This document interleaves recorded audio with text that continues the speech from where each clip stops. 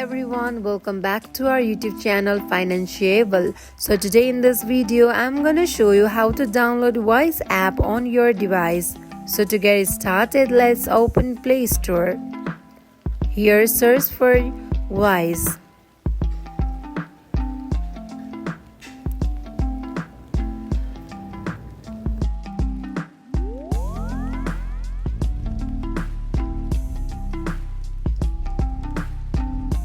Here it is. Tap on it in order to install. Now click on Install button.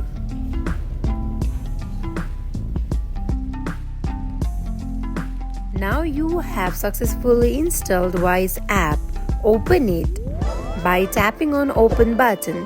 So that wraps for today. If you guys like this video, do not forget to like, comment and subscribe our channel. Thank you for watching. And I'll see you guys in the next video. Until then, bye bye.